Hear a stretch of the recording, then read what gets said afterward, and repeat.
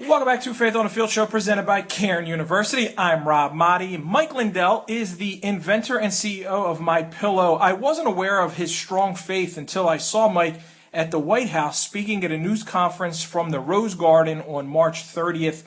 I loved how he used that platform to urge people to use this time at home during this global pandemic to get back in the Word, read the Bible, and spend time with our families. We don't get political on this show. As an AP journalist for 21 years, I learned right away that I got to be objective, and that's why you don't ever see me talk about politics nor have any kind of rooting interest in sports. I'm old school that way. That's my job. It's always been to report the news objectively and fairly, and it's unfortunate that journalistic integrity has been evaporating rapidly. As a talk show host, I'm always careful to maintain that line. But as host of Faith on the Field Show, I obviously proclaim my love for Christ boldly and loudly. Mike is a strong supporter of the president, but I asked him to come on this show to share his testimony because it's incredibly powerful, and I believe it will resonate with many of our listeners. Here is that interview with Mike Lindell. Mike, on March 30th, you had the privilege to be part of the White House press briefing, and you had an opportunity to address the nation, talk about what your company, MyPillow, is doing to help fight against coronavirus, producing masks and everything else. So first off, before we get into anything else, this is 2 weeks later. Can you give me an update on all that production and what you guys have been able to do? Well, we're up to about 50,000 face masks a day, and we've donated them to great places. Besides the hospitals and the VAs, hospitals, and I had my home state of Minnesota, in southern Minnesota, there where I lived at one time.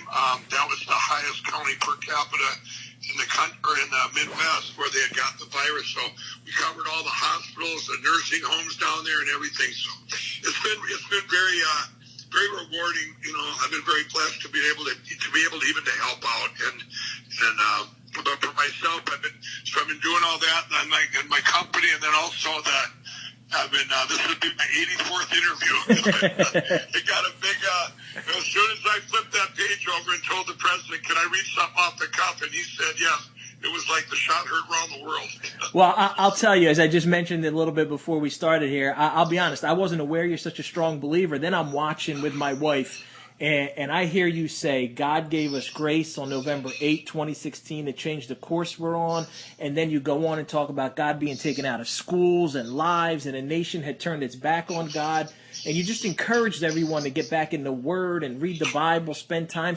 And I'm sitting there, Mike, I'm thinking, this is beautiful. This is exactly what people need to hear, because our society, our priorities were screwed up in sports, entertainment, money. All this stuff became false idols, and we're putting God ahead of everything. Like you said, that was off the cuff. It wasn't scripted. It was straight from the heart. When did you know you were going to use your platform to do that? Well, let me give you a little back thing here. On Friday before, I was invited by email from the vice president to come to this roundtable, and they wanted remarks. And I go, well, I've been to the White House before for a roundtable. We didn't have to get our remarks approved. So anyway, I sent them off, and then I got to the White House, and we did this roundtable, and he did the roundtable, and the president came in, and he talked to all the CEOs, and so did the vice president. And nobody read anything they were going to, their remarks. I said to the vice president when we got done, I said, how come we didn't read this? He goes, oh, no, that's throughout the Rose Garden. The president might call you up. And so then I go, and I'm looking, I go, you know what? I just felt like God said, it was a great time to be able to reach everybody. So while they were talking, the CEOs to the president, we were over by the Oval Office, I sat down and I wrote, some notes on the back of a page, and I was going to transfer over and kind of write it out. And all of a sudden they go, "Hey, you guys, we're heading out to the press conference," and I'm going, and my prayer was, "God, please let me read my writing." And when you can see if you look at that tape, the president's actually looking at my writing. I just wondered what was going through his head, like, what do you because he had no clue. Nobody knew I was going to do that, nobody, me and God. And, Amen. And it just came, and like you say, I had, and then my voice because I had had vocal cord surgery about a week and a half before. It sounded like, that I was even more emotional than I already was, and it just went off great. And I got done, and we went back inside, and the vice president said he was just almost just so emotional. He goes, Mike, that was so awesome. He goes, that's going to open up the heavens or something like that. Wow. And I left the White House, and I was driving down the road, and I didn't realize how big it was until I looked at my phone, because they finally, they give it back when you leave the White House, and all of a sudden I had 751 text messages. Ooh. I didn't know that many people had my phone number, and then I looked at my social media, and it was like, Yeah. It was. I go, wow, what did I do? And then, of course, then the attack started too, which is fine. But it's just been, it hasn't let up, and it's been great that I was finally, to be able to use my platform. I always knew God had given me the My Pillow just as a platform. I do evangelism. I've been able to go out to 50,000 seat stadiums. I spoke at U.S. Bank Stadium a couple of years ago to 50,000 millennials, and told about 10 minutes of my story, and be able to use the fame of the My Pillow to now reach out and evangelize and speak out for Jesus, and it's just amazing for me. That's incredible. Tell me, though, Mike, about those words that you said, because they're so true. This is an opportunity where we can all take a step back and while everything around us is on hold, really get in the Word and spend that Bible time with our families. How important is that? Well, here's the deal. Everyone might not know my story, but I was an ex-crack cocaine addict, and when I came out of addiction in 2009, the Lord freed me from that. I looked around, and everything had changed. My friends were unemployed. We got presidents giving money to evil empires. We got, it's like God had been gone, and with our kids in school, the kids that I am looking in our schools, that had completely been taken out. It's like things were changing, and there was marriages. They called it marriage, but in the Bible, it's a man and a woman. Call it something else. I'm sorry. Call it anything. These were things that were bothering me. Well, then right now, this is what I said there. God gave us grace. I do believe a nation had turned its back on God, and we were taking a bad path. And now I've said it before. There's a couple things I've even added to it on these shows. To spend the time right now, we're called, us that have the Lord, that have Jesus, that are saved. This would be the time to not just be at home and get in our Bibles, reach out to our friends that are out there looking for hope. Right now, people don't turn to God and stuff when times are good. It's usually when the chips are down and things are going, they're going, even non-believers go, okay, God, please, you'll get me through this. And they're looking for hope. That's why I said this is time for the greatest revival in history. We should be, same way with addiction. I said this before in the show, I was ready to launch the biggest addiction platform, recovery platform ever, and before this pandemic. But right now, if you're an addict sitting at home, you all know people, friends of yours that have died. Reach out to someone your own age that you know has made it through it and did the same drug. And that's your hope match. And you're going to find out how did he get through. It's going to end up being he got through with God. He got through with your faith-based treatment centers. And this is what I said. This could be the biggest evangelism platform right now that we're in to reach out to other people looking for hope that don't have God, that don't have Jesus, that don't, that aren't reading their Bibles, and for people that aren't strong in their faith, I'll guarantee you they're getting. I did hear that the Bibles are selling out all over the country. Even there's a few stores I don't like that one of them starts with tar and ends with get, and they've even out of children's Bibles. So, it really resonated across the country that there is some hope out there. Wow, amen. Hey, if there's a book that's going to run out of shelves, that's the one. And let's hope more and more people get in the Word, more and more people read it. Now, you did mention, of course, people criticizing. And as soon as you said, of course, I always feel, Mike, that this world that we're living in, the enemy attacks from so many angles. He'll use the media, he'll use whoever to attack us. But I always feel like if I'm using my platform, which I do to share Christ, and I'm going to get attacked for it, I take that as like, hey, I'm doing something right. Do you look at it that way? Absolutely. When I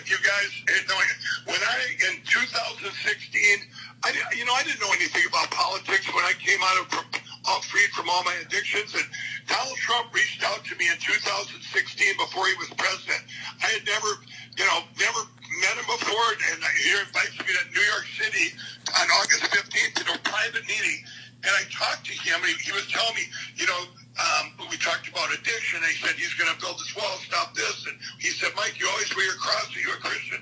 I said, yes. And I said, this is a divine appointment, Mr. Trump. And I was very nervous but he did, was just amazing and telling me all these things he was going to do. He goes, Mike, your pillow's made here in the U.S. I want to bring these jobs back. And I walked out of his office, and I said, wow. He's going to be the greatest president ever. And I was ready to put my whole platform in to put my credibility behind him. I talked to some of his employees, and that was the clincher. Every one of his employees said, he's amazing, great boss, does stuff for me personally. It was just across the board. So I went back to Minnesota, and I told my board at My Pillow, I said, I'm going to do a press release and help him get elected. I said, he said, you should see, he's amazing. In the board meeting, one of my corporate lawyer goes, you're going to hurt our business. Half our business is going to be lost if you do this. And I got mad, and I went outside the boardroom, and the gal came out, one of our board members, she came out, and she goes, we didn't get this far by you not listening to God. And I went back in that boardroom, I said, we didn't get this far by me not listening to God. I'm doing that press release. Well, I did that press release, and normally the media would come across, hell, what are you doing? What are you doing? They'd be all over me. This time it was a complete shutout. All I did was say I had a meeting. I didn't even say what we talked about. I was called a racist. I was just slammed. And the Better Business Bureau took me from an A+ to an F. Lawyers out of California attacked me for my ass. It was just, I had never seen anything like it. But you know what? I got through that. And I learned that I was doing something right. My business kept getting bigger and bigger because of it. And, I tell people all the time, other than we got this pandemic, but they'd always say, when's your best day ever? It was always the day we were in. And because I did follow what I was supposed to do for, the day with God, with this platform.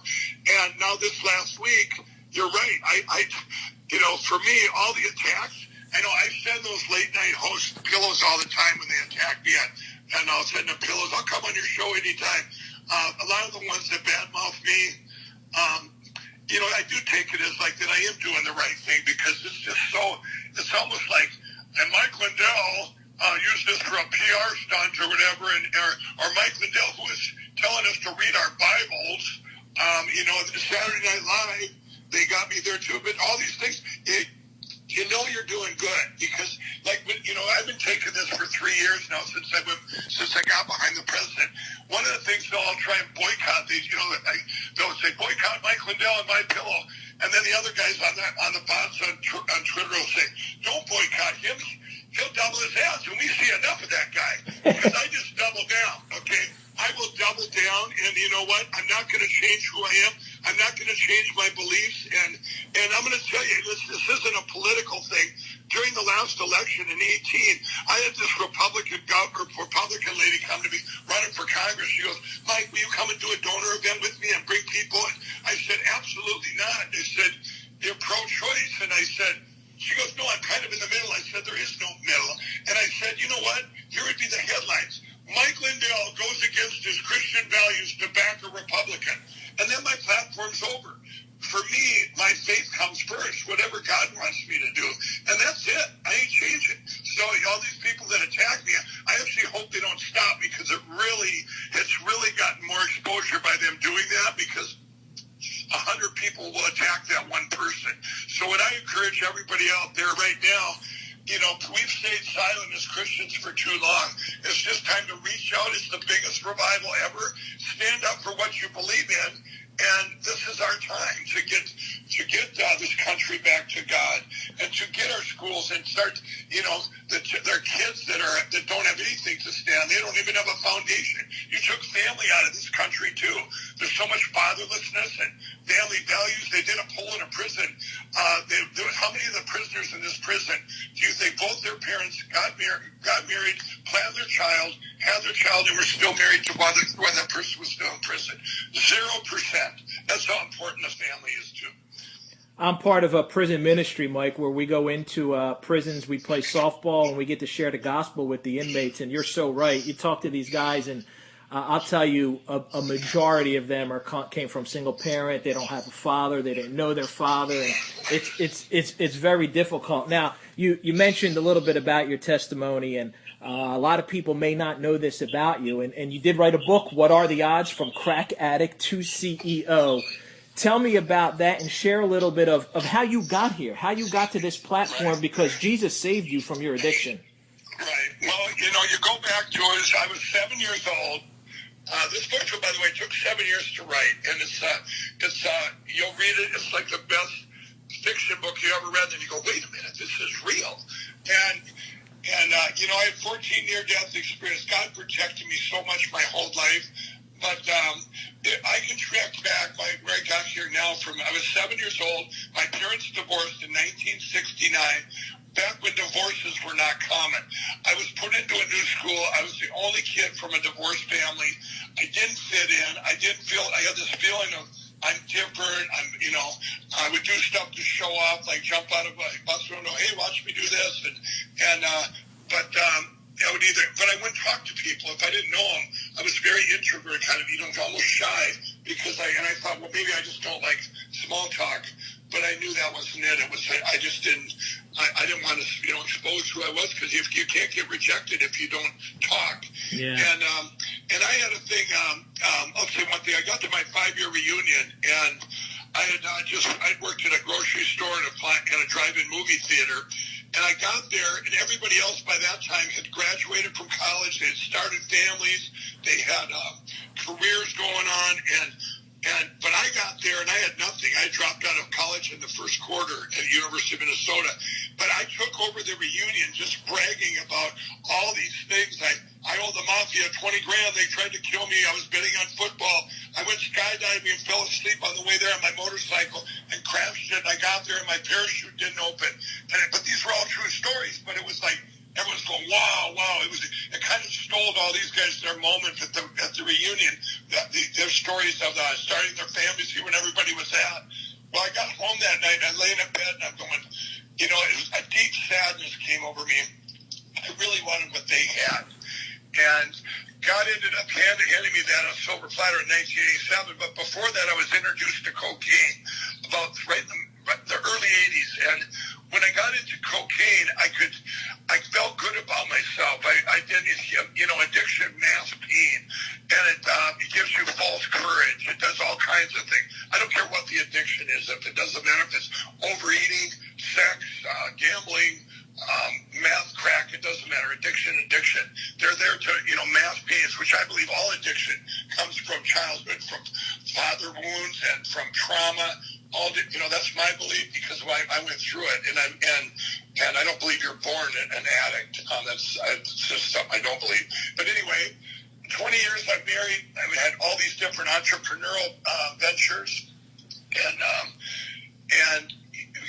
haven't worked for anyone since the early 80s. My sister flooded a third-story building in an apartment complex with a waterbed, so I became a carpet cleaner. And I always had this amazing, hard work ethic. I always wanted to succeed. And so anybody that you read the books for the entrepreneurship part of it and never give up was pretty amazing. Well, anyway, I ended up having a bar for 13 years, and I had to sell that. It was tragic at the time, just devastating. But I look back now, and I wouldn't change a thing if it wouldn't be where I'm at right now. But in 2004, I had a dream. I would always get these dreams, and I would always have I believe they were right from God, and the idea for the pillow, I believe, came from God. First thing I dreamt was the My Pillow logo. I wrote it. One of my daughters came upstairs. She goes, I had it all over the house written, and she goes, what are you doing? I said, I've invented this pillow. It's going to be called My Pillow. It's going to change the world. And she looks over. She goes, that's really random, Dad, and headed back downstairs. Well, it took about a year and a half, so I'd already started crack cocaine addiction in the early 2000s. So but then I put everything I had into this pillow, and I will kind of cut through I was turned down everywhere when it was invented. People were taking the company, what little bit there was. We were making pillows and labeling them in our living room. We were losing our house, losing everything. My wife left in the middle of the night. She couldn't take it anymore. And so I had a 20-year divorce after 20 years. This is all in 2007. It was like the big collapse. And then the pillow kept going just like a pulse of just like this little pulse. Well, in 2008, I would always tell all my friends at the bar, when we were, after the bars were closed, I would say, we'd be doing lines of cocaine or whatever. I say, you know what? I said, I read about Revelation. I read Revelation, the Bible, and the end times and stuff. And I said, I know we should quit this and basically witness to them. And I didn't even have God. And they would quit that. They would quit that, and I'd find the Lord. And I had 28 people I can track back on that. But I think it was me always trying to convince myself. And I would see these 1 in a million. I always used mathematics that God existed. So I would say, I would have all these things happen to me, a 1 in a million, a 1 in a billion. I go, wow, I got through this, or this is a miracle. Or, when you combine it, it surely is a miracle because it's impossible without God. Well, anyway, in 2008, I was up for 14 days, and the drug dealers did an intervention on me. I was downtown Minneapolis. I hadn't been asleep for 14 days. I came out of the room, and they're all three standing there, and I go, what are you guys doing? And they go, you know each other? They knew of each other. And they go, Mike, you've been up for 14 days. We're cutting you off. Everybody's cutting you off. And I said, and I'm looking at them, I go, what is this, an intervention? They go, call it whatever you want. Well, 2 of them left, and the last guy tried to wake me out. He finally fell asleep. I went down to the streets of Minneapolis, and I couldn't buy crack anywhere. It was 2 hours, or hour and a half. Mike, these are actual drug dealers who were refusing to sell to you? Yeah. That's amazing. Wow. I came back upstairs, and not only that, they got the word out on the street. You see some crazy-looking white guy with a mustache, don't sell him any crack or we're going to kill you. Wow. And so I came back upstairs, and that drug dealer's sitting there. He goes, give me your phone. I'm going to take a picture. He goes, you're going to need that for that book you've been telling us about that you plan on writing. And he goes, this is his exact words. He goes, you've been telling us for years that this My Pillow thing is just a platform for God, and you're going to come back and help us all someday get out of addiction, this addiction lifestyle we lead. And he says, we're not going to let you die on us. Now, I was their hope, and my cover of my book is that picture he took that day. And by the way, two of these guys are born-again Christians. They work for me now. Wow. The other one quit selling, got out of the business. But the story didn't end there. Later that year, things happened that year. My son moved out with a tear in his eye. I mean, there was just things that kept happening that led up to, and then in December of 2008, my friend came, and he had been clean for 4 years, and I hadn't seen him since then, but he was my match in every way. Now, I was just like a little dot on a TV screen, going to go out, the old black and white, you turn it off, and it would shrink down to a little dot. That was kind of where I was heading, and he showed up out of the blue, and I said, we had both done cocaine at the same time in the 80s started. We had both switched to crack in the early 2000s, but he heard this rumor he had been straight, and he comes walking in. I go, Dick, how you doing? He goes, what's going on? He goes, the Lord led me here. What's going on? And I go, well, I said, and he had found God, and I said, Dick, I got one question for you. Is it boring? And he goes, no, man, it ain't boring. And I drilled him with questions for 2 hours that only he could answer. I've been through many treatment centers and secular treatment centers, but here's my friend, same age, done the same thing, he was my hope match. In my book, I call them hope matches. That's why I tell you, when you're at home right now, you can be looking out there for your hope match. Find someone that's made it through your age and the same thing has happened, and then reach out and see how he got through. But a month later, I ended up, it was January 16, 2009, and I prayed to God. I knew that one more day, now was this my bottom? I made sure I didn't have any money or anything left. I would show with God, it would be the greatest comeback ever. And I knew this was going to show people so much hope by my own story. But I prayed one prayer that night. I said, God, I want to wake up in the morning and never have the desire for drugs or alcohol or anything again. and then I'll do this platform thing. It was kind of like a deal. Well, I woke up in the morning, and it was like everything was gone. It was like Groundhog Day. Something's different. And so I was free to that, and I'll fast forward now, though. 2 months later, I ended up going to a faith-based treatment center just to find out why I was an addict in the first place. I figured that if there's something was leading to there, that the answers would be there. And they did. They went back, that divorce back when I was 7, that had a lot to do with it. Wow. And all these things put into a new school, all these things, all these wounds that were never addressed. And anyway, so now I'm going to really fast forward.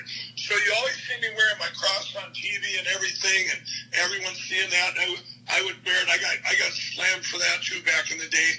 Well, anytime that I wear my cross, from the early 2000s on the outside of my shirt.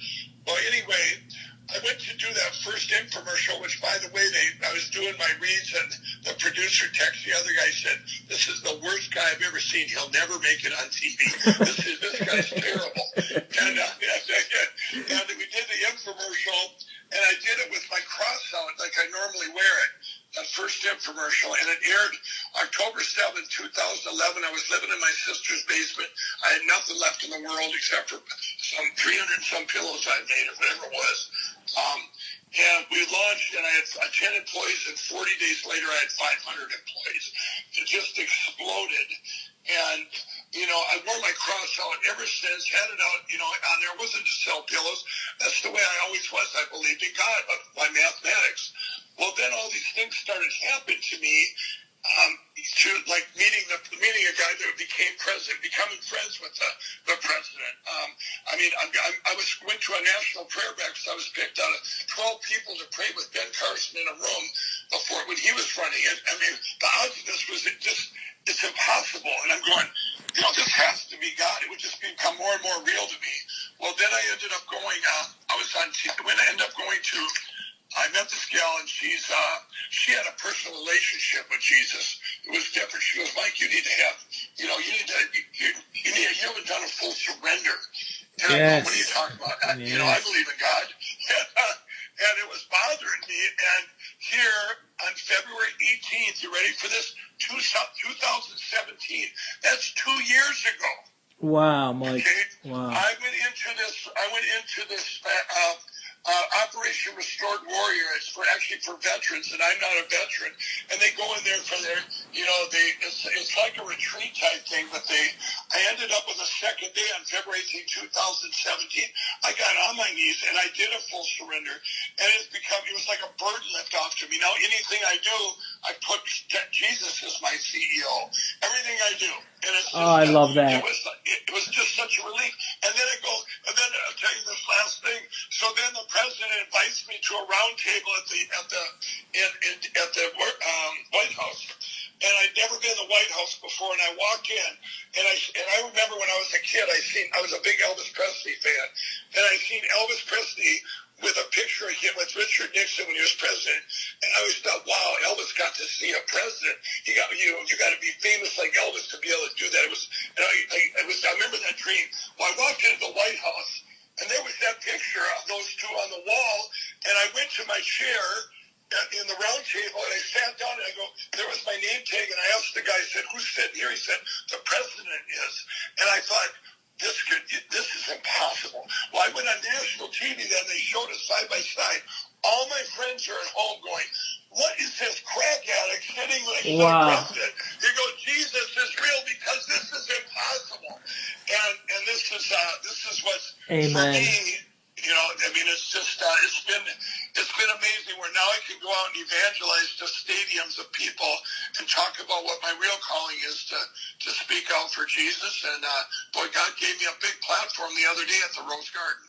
I love you sharing your heart, sharing Jesus, man. Keep on using that platform. Thanks, Mike. God bless. Bye-bye. God bless. That was My Pillow inventor and CEO Mike Lindell. Such an incredible story. Thank you to Mike and Dak Prescott for being our guests this week. Thank you to all of our listeners and followers.